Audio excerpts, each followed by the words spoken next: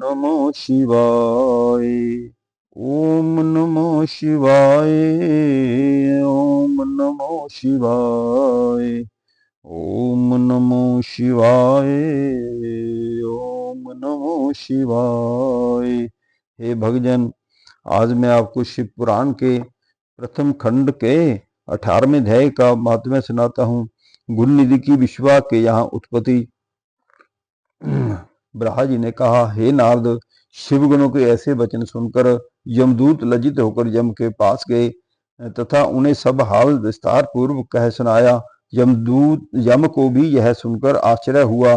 फिर यम ने शिवजी को दंडवत कर अपने गणों को तीनों लोकों में फिरने का आदेश देते हुए कहा कि जो मनुष्य देह में भस्म लगाए हो, रुद्राक्ष धारण किए हो, शिवलिंग का पूजन करता हो एवं आराधना में डूबा हो तथा छल से भी शिवजी का बना तथा वस्त्र धारण किए तथा उसका शिवजी से किसी प्रकार का संबंध हो तो उसको मुक्त कर देना और कोई कष्ट मत देना। यमराज ने शिवजी जी की स्तुति करते हुए फिर कहा, हे सदाशिव, आप मेरे पापों को क्षमा कीजिए, क्योंकि यह अपराध मुझसे अज्ञान में हुआ है। इस प्रकार बहुत स्तुति करने के पश्चात यमराज चुप हो गए हैं।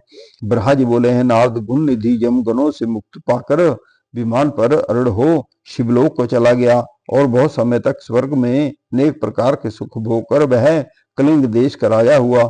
वहां के पहले राजा का नाम इंद्र मुनि था। गुणनिधि ने उसी के यहाँ जन्म लिया,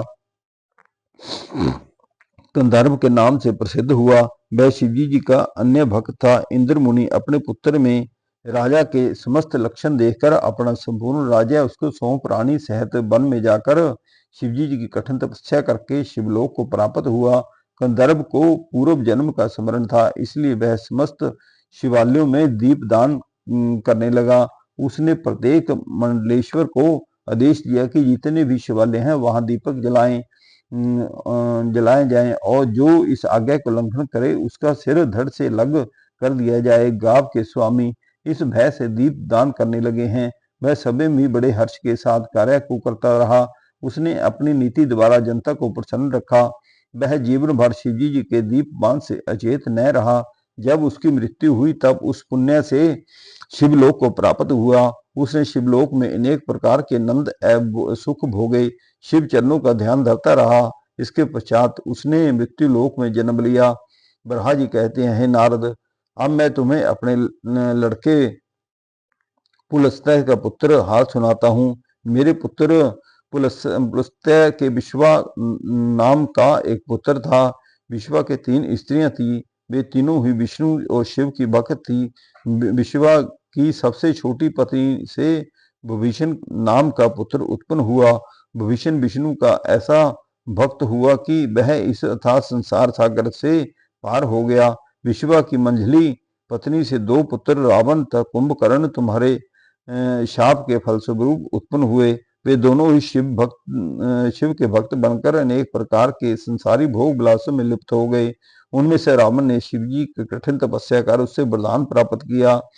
उसने तेज एवं प्रताप से संसार भर में राज्य किया।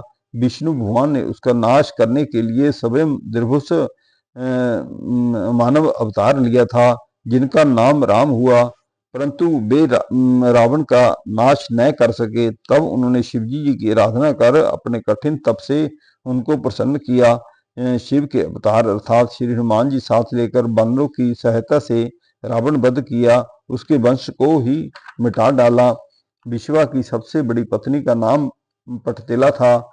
उसके उदर से गुणनिधि का जन्म हुआ था, जिसका वर्णन पहले किया जा चुका है। विश्वा ने पहले लंका में रहकर जो उचित वह किया, फिर काशी में आकर घोर तपस्या की, जिससे शिवजी उस पर अत्यंत प्रसन्न हुए। शिवजी का वरदान पाकर वह अलकापुरी का राजा हुआ तथा दिक्पति के नाम से प्रसिद्ध हुआ। उसे राज्य करते हुए एक कल्प व्यतीत हुआ। जब गणवाहन कल्प का आरंभ हुआ उस समय विश्वा ने तपस्या आरंभ की। उसने दीप दान की संपूर्ण विधि कंठस्थ करके उसे बहुत ध्यान लगाया। अस्तु वह काशी की कठिन तपस्या करने लगा। हृदय के नेत्र खोलकर उसने शिवजी के दर्शन प्राप्त किए। अपने हृदय को ब्रह्म ज्ञान से पूर्ण कर उसने मन को शांत कर लिया। उसी स्थान पर शिवजी की स्थापना करके पूर्णशोपात द्वारा उसकी पूजा की।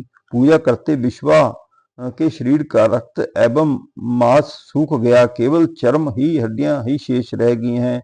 ऐसी कठोर तपस्या करते 100 करोड़ वर्ष समाप्त हो गए। उसकी ऐसी कठिन तपस्या को देखकर शिवजी जी पार्वती सहित विश्वा के साथ पास पहुंचे और वर मांगने के लिए कहने लगे हैं।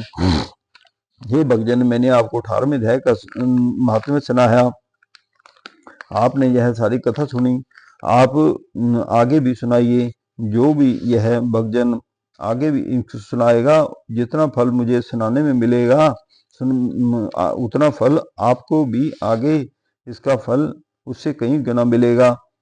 ओम नमो शिवाय। ओम नमो शिवाय का जाप करते रहिए। ओम नमो शिवाय। ओम नमो शिवाय। ओम नमो शिवाय। ओम नमो शिवाय।